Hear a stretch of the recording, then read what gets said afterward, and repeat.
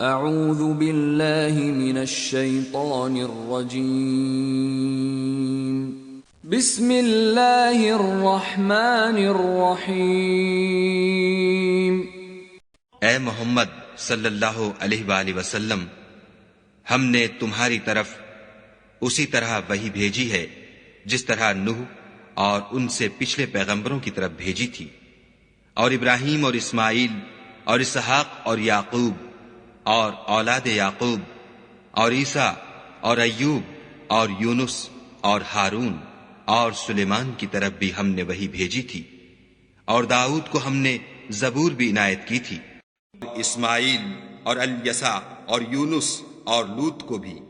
اور ان سب کو جہان کے لوگوں پر فضیلت بخشی تھی۔ تو کوئی بستی ایسی کیوں نہ ہوئی کہ ایمان لاتی تو اس کا ایمان اسے نفع دیتا۔ ہاں، یونس کی قوم کہ جب ایمان لائی تو ہم نے دنیا کی زندگی میں ان سے ذلت کا عذاب دور کر دیا، اور ایک مدت تک فوائد دنیاوی سے ان کو بہرہ مند رکھا۔ اور ذوالنون کو یاد کرو جب وہ اپنی قوم سے ناراض ہو کر غصے کی حالت میں چل دیے اور خیال کیا کہ ہم ان پر قابو نہیں پا سکیں گے، آخر اندھیرے میں خدا کو پکارنے لگے کہ تیرے سوا کوئی معبود نہیں، تو پاک ہے اور بے شک میں قصوروار ہوں۔ اور یونس بھی پیغمبروں میں سے تھے، جھاگ کر بھری ہوئی کشتی میں پہنچے، اس وقت قرا ڈالا تو انہوں نے زک اٹھائی، مچھلی نے ان کو نگل لیا اور وہ قابل ملامت کام کرنے والے تھے۔ پھر وہ خدا کی پاکی بیان نہ کرتے تو اس روز تک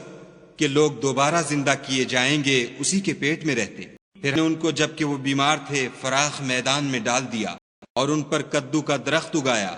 ان کو 1,00,000 یا اس سے زیادہ لوگوں کی طرف پیغمبر بنا کر بھیجا۔ وہ ایمان لے آئے سو ہم بھی ان کو دنیا میں ایک وقت مقرر تک فائدے دیتے رہے۔ تو اپنے پروردگار کے حکم کے انتظار میں صبر کیے رہو، اور مچھلی کا لقمہ ہونے والے یونس کی طرح نہ ہونا کہ انہوں نے خدا کو پکارا اور وہ غم و غصے میں بھرے ہوئے تھے۔